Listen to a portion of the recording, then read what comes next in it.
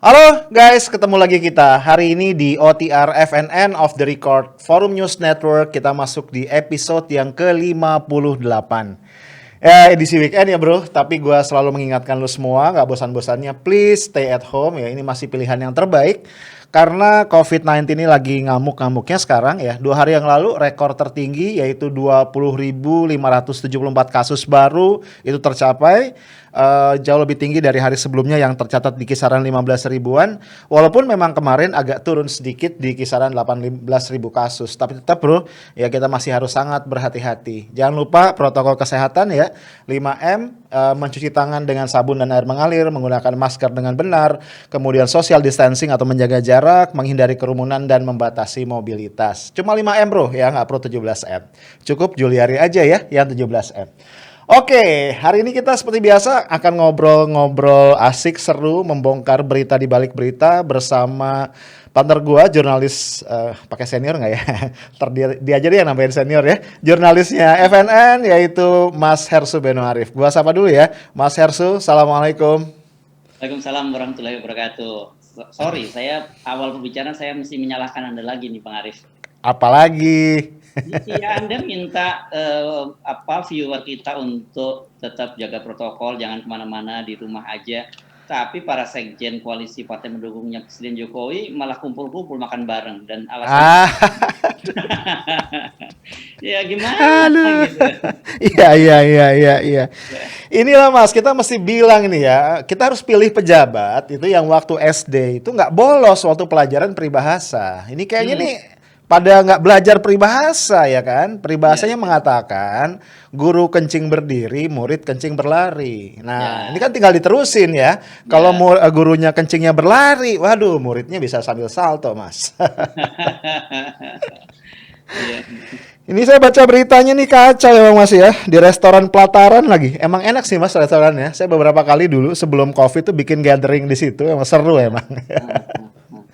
Yang undang konon ini ya sekjennya Nasdem ya, Johnny G Plate, Menkominfo, yang jadi tuan rumah. Dan rupanya nih acara rutin katanya, temu kangen nih rutin. Sebelumnya katanya yang undang Mas Hasto. Ah. Sekarang Johnny G Plate, nggak tahu berikutnya siapa. Hmm. Ya itu dia lah Mas. Jadi serba salah ya.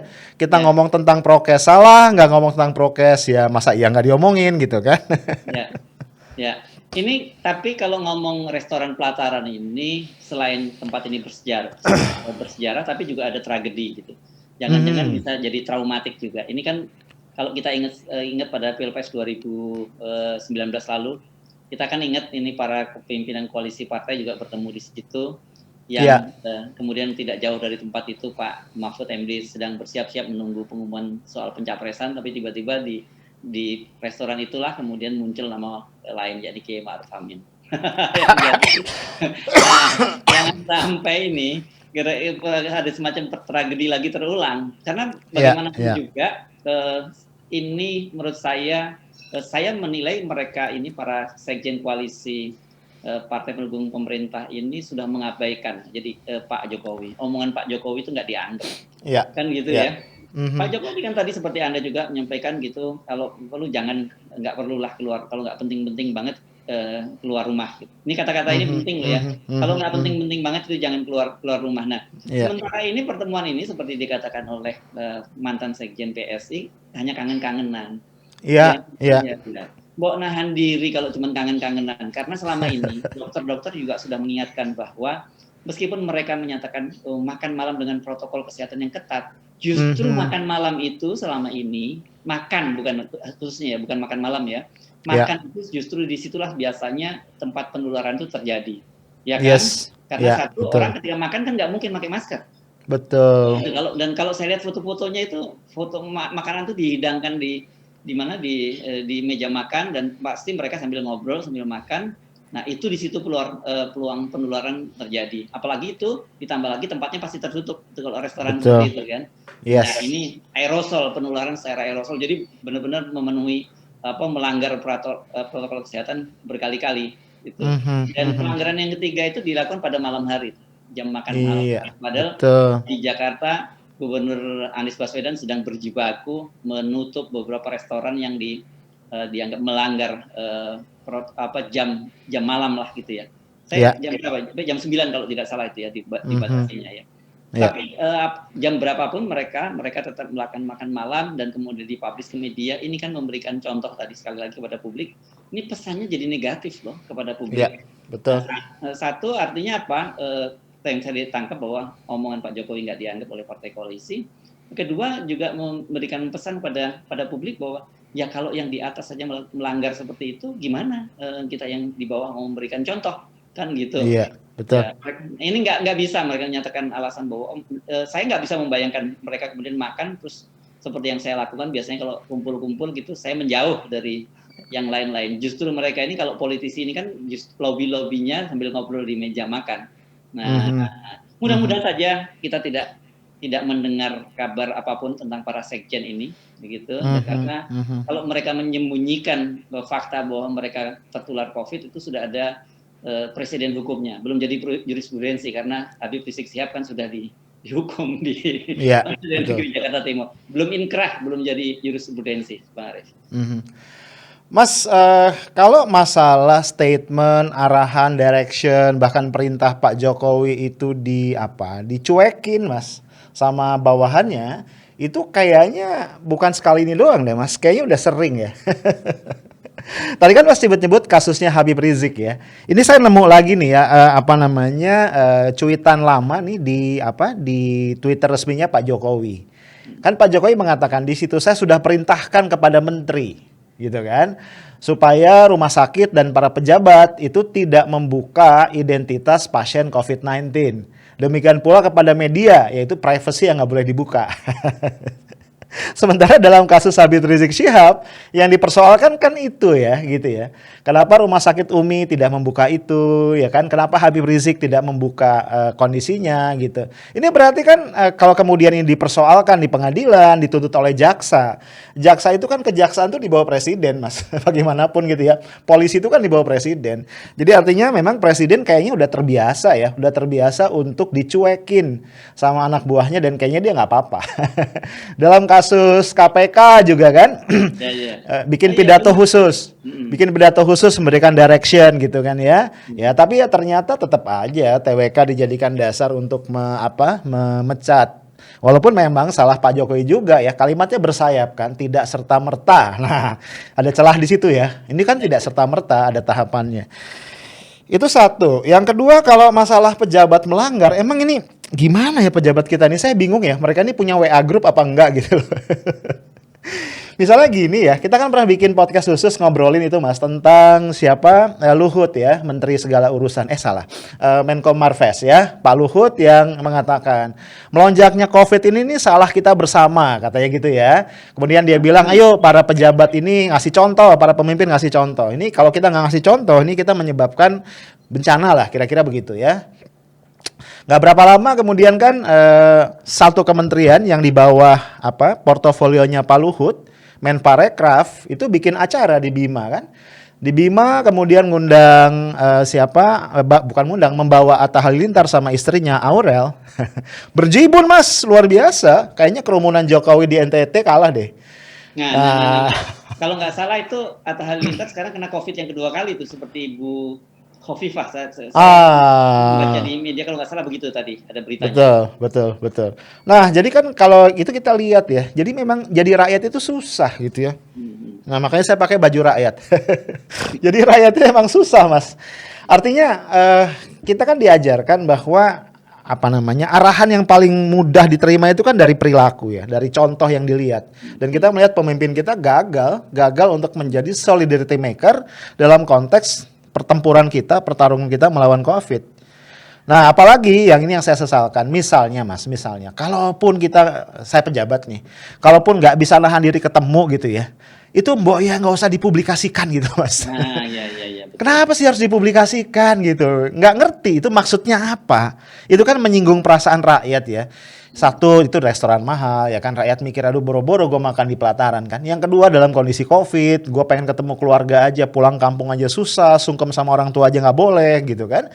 Nah sekarang lu begitu. Yang ketiga ngelesnya menurut saya ini sorry to say mah, tanda kutip ya, kampungan banget. Kita nggak ngomong politik kok, kita cuman kangen-kangenan. Masa iya ya sekjen parpol koalisi ketemu nggak ngomong politik, kan nggak masuk akal, Mas. Nah, hal-hal kayak gini yang saya pikir ini nggak tahu nih ya, ini babnya akal sehat ya. Kalau akal sehat kan babnya Profesor Rocky Gerung ya. Ini babnya sensitivitas atau bab apa ini ya, yang membuat kemudian nggak ngerti lagi saya ini para pejabat kita nih, para elit politik kita kayaknya udah nggak peduli lagi sama masyarakat. Gitu Mas Herso.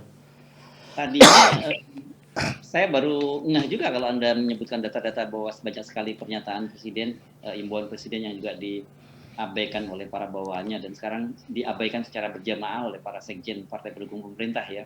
Dan Ya, saya baru jadi teringat saya dan senyum-senyum sendiri. Ini pengen tanyakan kepada Pak Jokowi, tapi anak saya rupanya anak-anak milenial ini mengingatkan saya ada satu sekarang katanya yang sangat viral di kalangan milenial itu singkatan YNTKTS gitu.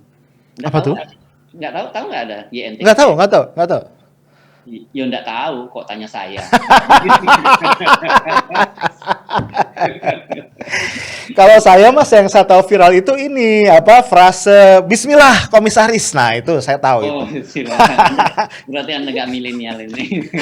Itu kan sekarang juga lagi ini mas ya, lagi viral juga gitu ya. Jadi pada sinis gitu ya. Misalnya kalau ada fakta buruk tentang pemerintah, mereka justru ngomong fakta baik. Enggak kok utang kita rendah gini. Terus di bawahnya YouTube Bismillah komisaris. Ya. Dan yang terakhir yang rada serem, yang terakhir viral sekarang sampai bertemu di pengadilan akhirat. Iya. Ini gawat. Nah, tapi kan saya kira kembali ke persoalan kita di negara ini ya. Kita kan tidak bisa menjawab seperti itu juga ketika kita udah capek lihat para pemimpin bangsa ini memberikan batasan yang sangat ketat, menindak sangat tegas rakyat. Saya lihat viral ada orang yang disuruh push up oleh polisi karena melanggar prokes dan sebagainya. Tapi kita juga harusnya membayangkan mestinya kemarin polisi datang dong ke restoran pelataran suruh push up sekjen tuh rame-rame, kan itu pasti bakal lebih viral lagi. Yes.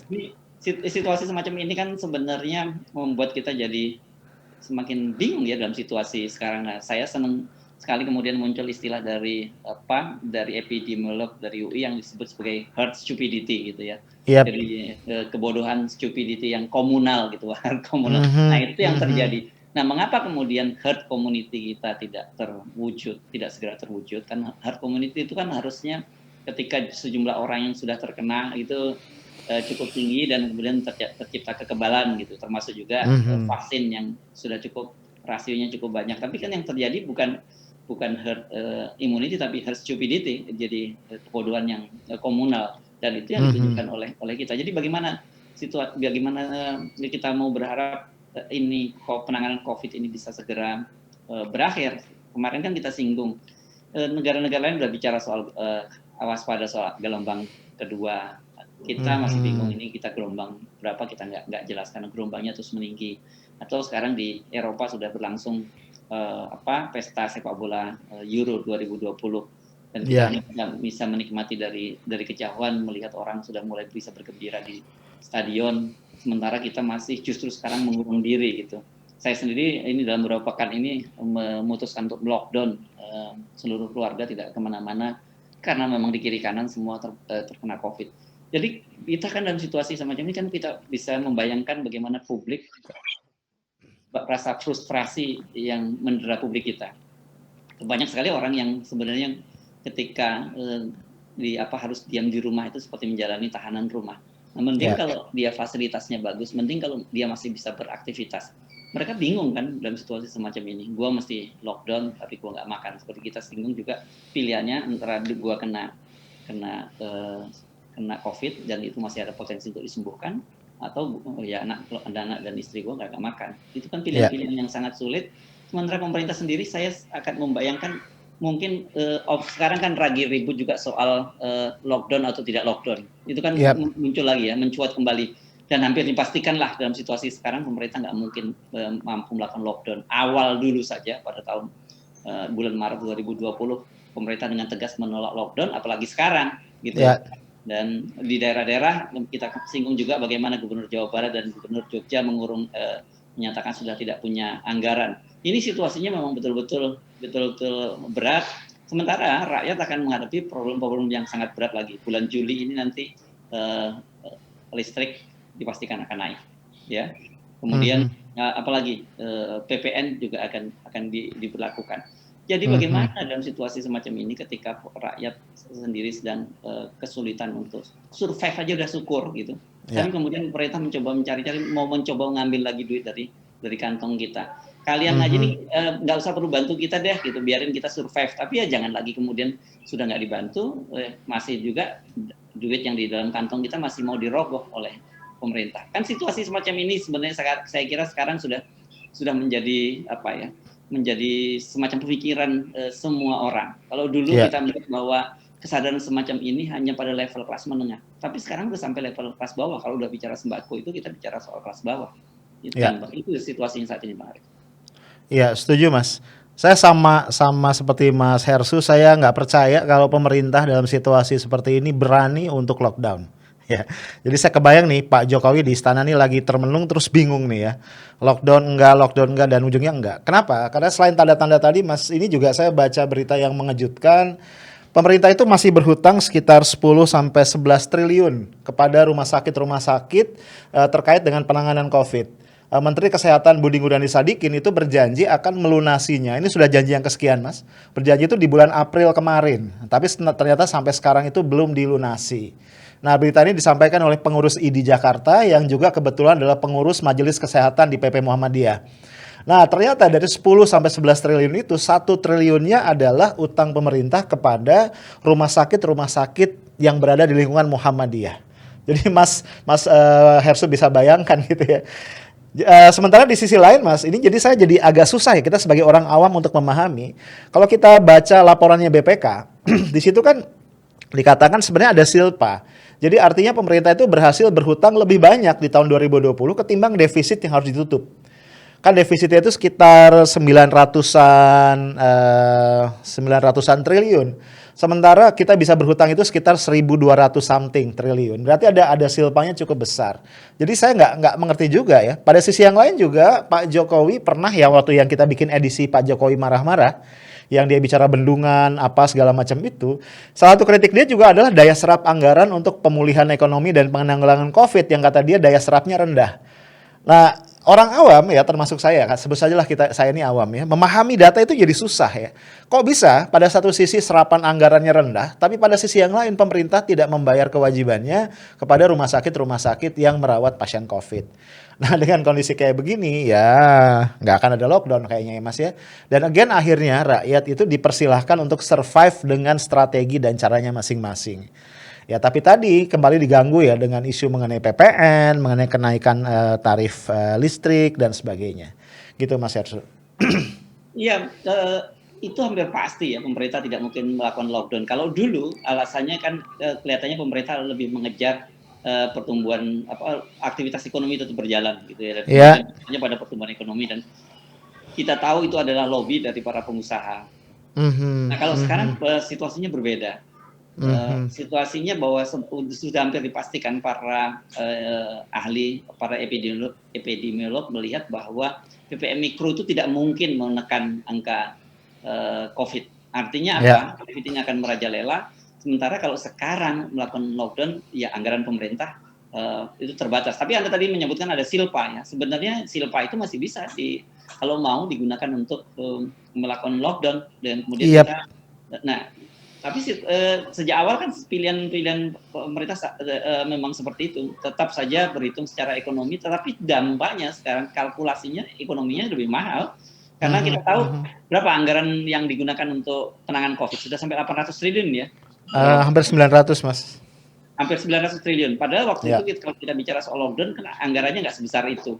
Sekitar gitu 200 ya. Waktu itu. Iya, cuma 200-an. Dan sekarang juga, tadi berapa silvanya sekarang yang ada? Lebih dari 200 Mas, hampir 300. Hampir 300. Jadi artinya masih, kalau mau pilihannya pemerintah masih bisa melakukan langkah itu. Tinggal mau atau tidak. Tapi karena kita sudah hafal dengan semacam apa ya, kalau kita bisa, kalau minjem istilahnya Pak Luhut, kelakuan. Tetap biar. Tapi kalau kita ngomong jangan menggunakan kata itulah, kebijakan publik pemerintah lah gitu ya, kebijakan publik Ya, pemerintah ya.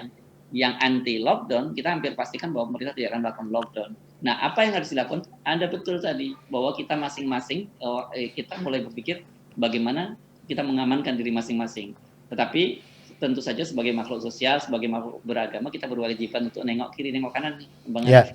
Untuk melihat kalau Anda masih membutuhkan, bantu tangga kiri kanan, jangan menjadi egois hanya berpikir tentang kesehatan dan keselamatan Anda sendiri. Karena Anda sendiri kalau misalnya gini, Anda itu nggak mungkin hidup di dunia ini Anda selamat sendiri. Karena kita ini makhluk sosial, kita harus mulai berpikir tentang kiri kanan. Mesti diingatkan secara ketat bahwa kurangi aktivitas langsung bertemu dengan orang. Ya kalau bisa.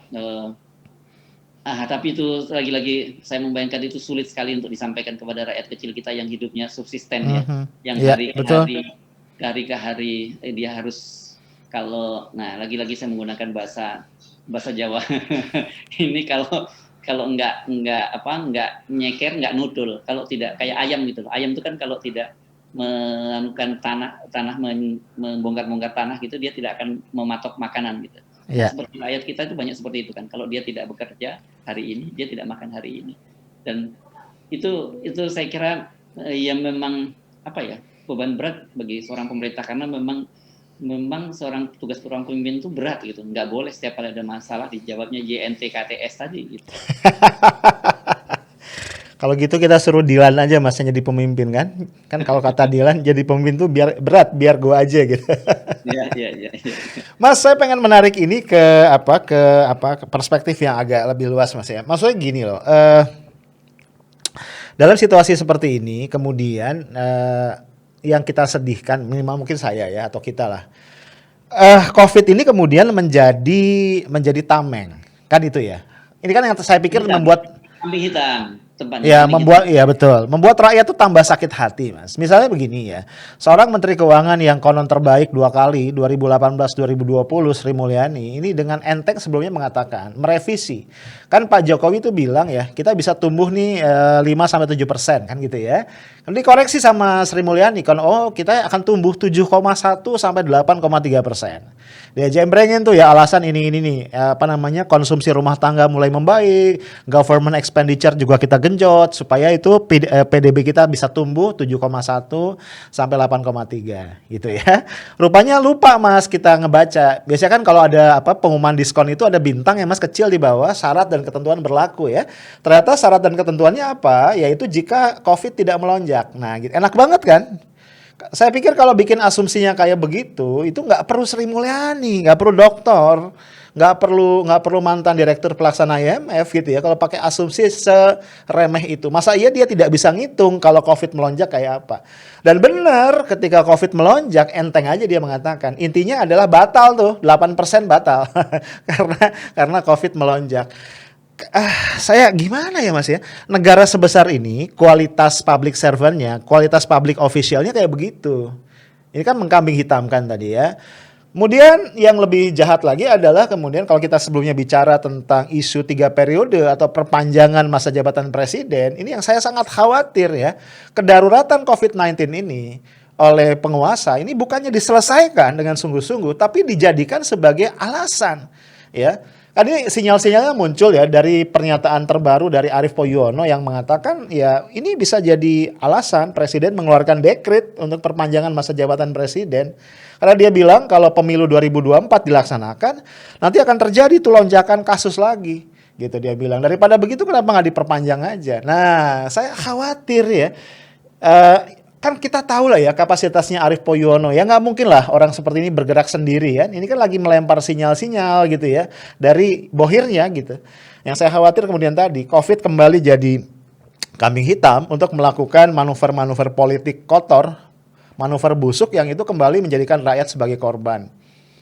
Itu Mas Yasul. Ya, inilah menariknya di Indonesia. Kalau di negara-negara lain itu kan orang menderita karena COVID ya. Yes. Di Indonesia itu yang menderita dua-duanya. Rakyatnya menderita karena COVID, COVID-nya juga penderita karena dia dijadikan kambing hitam.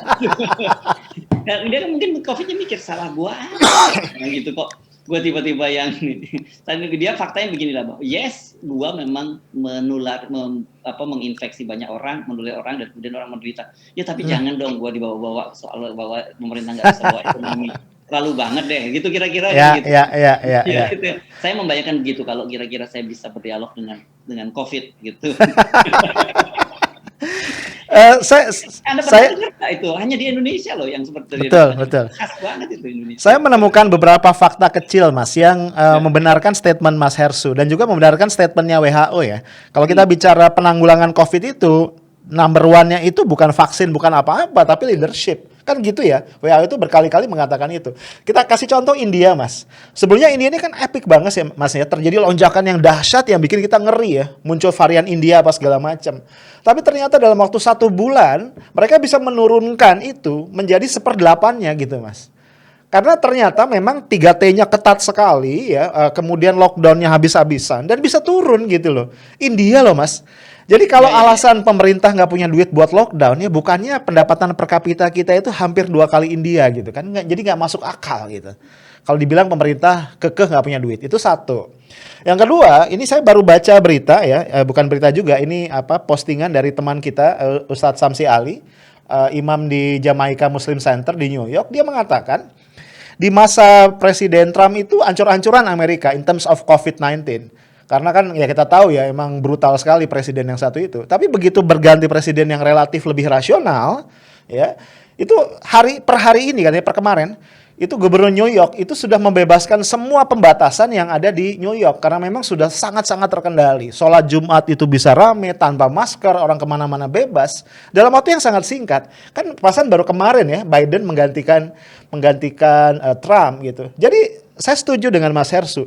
Kalau aspek-aspek stupidity politik segala macam dihilangkan, sebenarnya COVID ini sesuatu yang manageable. Saya sangat yakin, Mas. Dia bukan sesuatu monster yang gimana gitu. Iya sih dia menular, tapi masa iya nggak ada cara mengatasi? Again, kita menjadi kusut ini karena tadi ya, karena memang dijadikan komoditas politik dari orang-orang yang tidak kompeten ya. Jadi seperti ini, gitu Mas Hersu. Nah, kalau tadi kan saya bilang saya nggak mungkin tanya kepada Presiden Jokowi, kelihatannya saya berpikir-pikir untuk bertanya kepada Pak Luhut deh sekarang gitu. Pak Luhut yang Anda maksud pelakon pemimpin yang nggak bisa memberi contoh itu siapa ya kira-kira gitu. Sekarang ini to the point aja deh, kan kita kenal Pak Luhut kan orangnya biasanya to the point gitu, nggak kali-kali. Jadi maksud lu siapa ya kira-kira? Betul. Harusnya tunjuk hidung aja langsung ya. Jadi kita nggak menduga-duga. Yeah. Dan siapa tahu orang yang bersangkutan insaf kan gitu ya Mas ya. Yeah. Nah, jadi dalam situasi kayak begini Mas, kayaknya kita sebagai jurnalis nih ya walaupun tadi kesimpulan sementara kita, ini akhirnya kita harus jaga diri masing-masing. Tapi mungkin Mas Hersu sebagai bagian dari closingnya kita nih karena sudah hampir tutup, Mas Hersu bisa bantulah kasih terus apa gitu ya, what's next selain kita tadi jaga diri masing-masing. Menurut Mas Hersu gimana? Ya kalau dari sisi penanggulangan COVID yang untuk saat ini yang paling penting tadi amankan kita diri masing-masing. Tapi karena tadi berkaitan dengan Anda menyebut soal leadership, ya ini persoalan serius gitu ya. Nah, saya sih tidak ngomong di Indonesia ya. Saya ngomong itu di Italia dulu. Ada seorang filsuf namanya Cicero, kan dia dikenal gitu. Dia katanya sih belajarnya dari tukang ikan gitu. Kalau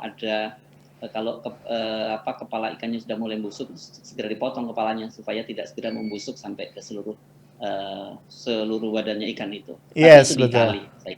Italia loh Mas ya. Nah, itu zaman dulu bukan zaman sekarang. Oke.